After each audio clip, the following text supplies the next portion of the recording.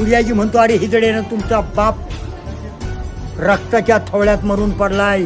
ताना गडाच्या कड्यावरून पडून मरण्यापेक्षा लढून मारा. तलवारीचा वार केला आणि दुर्दैवानं तानाजी मालुसरेंच्या अतिशय करुणी ढाल लढे शत्रू संगे तलवारीचे वार. जय भवानी, जय शिवाजी.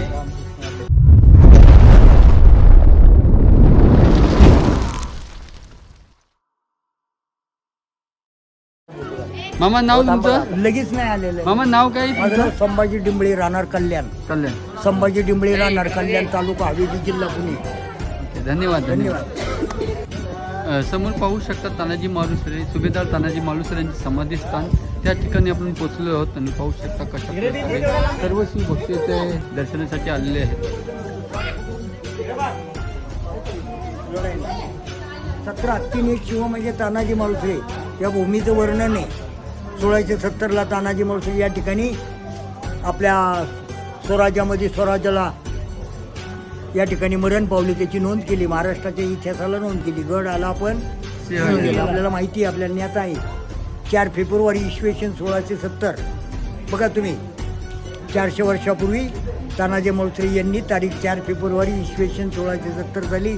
तानाजी मालुसरे यांनी गड कोंढाणा, मोगलांचा किल्लेदार दिल्लीचा बादशाह औरंगजेब, मोगलांचा किल्लेदार दिल्लीचा बादशाह औरंगजेब, औरंगजेबाचा लढाऊ किल्लेदार, इतिहास ऐका, लढाऊ किल्लेदार औरंगजेबाचा सरदार उदयभान राठोड यांच्यापासून गडाच्या पश्चिमेच्या बाजूनं, ऐका, गडाच्या पश्चिमेच्या बाजूने यशवंत घोरपडे बंधूपासून द्रोणागिरीचा कडा चढून छापा घालून, द्रोणागिरीचा कडा चढून छापा घालून आणि उदयभानास ठार मारून तेव्हा या ठिकाणी प्राणार्पण केले गेले.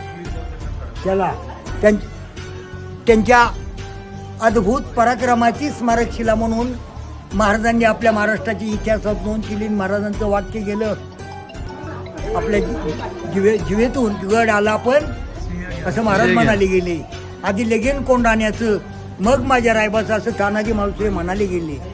राजगडावरनं सैन्य घेऊन 500 मावळे गडाचा सरनाईक, खल सरनाईक, खंडोजी नाईक, खंडोजी नाईकांना फितूर करून तानाजी मालुसरेने त्यांचे काही निवडक मावळे, आपले काही निवडक मागळे महादेव कोळेच्या वाड्याला, आणि तिकडनं तो यशवंता घोरपडे घराण्यातला मावळा तो त्या ठिकाणी दोर टाकून वर आला आणि 300 मावळे मान सूर्याजी आणि शेलार मामानं या गडावरती 900 पठाण कापला. आणि मग उदयभानानं तलवारीचा वार केला आणि दुर्दैवानं तानाजी मालुसरेंच्या मनगटाची करुणी तलवार, छातीची करुणी ढाल लढे शत्रू संगे तलवारीचे वार, तलवारीचे वार. ते 80 वार केले आणि ढाल तुटली. मग शेला किती टिकणार होता? कमरेच्या काढून शेल्याला लढता लढता तानाजी मालुसरे दारार तीर्थी पडले मावळे गेले. इतिहास पोहोचवला, इतिहास. आणि तो त्या ठिकाणाला तानाजी मालुसरे दारार तीर्थी पडले. मग सूर्याजीनं दोर कापला. सूर्याजी म्हणतो, अरे हिजडेनं तुमचा बाप रक्ताच्या थवळ्यात मरून पडलाय. ताना गडाच्या कड्यावरून पडून मरण्यापेक्षा लढून मारा. गडाच्या कड्यावरून पडून मरण्यापेक्षा लढून मारा. तुमचा बाप रक्त मी परतीचे दोर केव्हाच कापून टाकले गेले. हर हर जय भवानी, जय शिवाजी.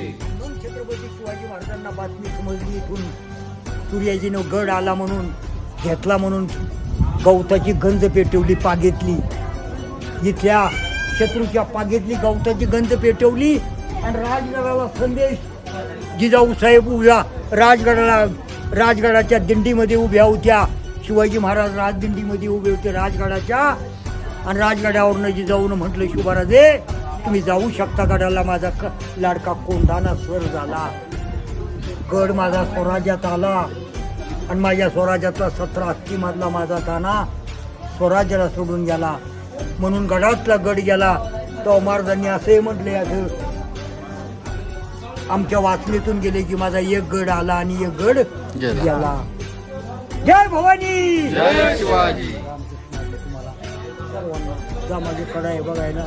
हे तुडगे दैवत, मराठी मनाचं दैवत, इथलं वर्ण आणि वर्चस्व, इथलं वर्ण आणि वर्चस्व या वर्ण आणि वर्चुसाचा अंखार फिटून इथल्या वर्ण आणि वर्चुसाचा अंखार फिटून छत्रपती शिवाजी महाराजांनी आपल्या स्वराज्याची सीमा स्पष्ट केली आणि स्वराज्याचा भगवा फडकवता.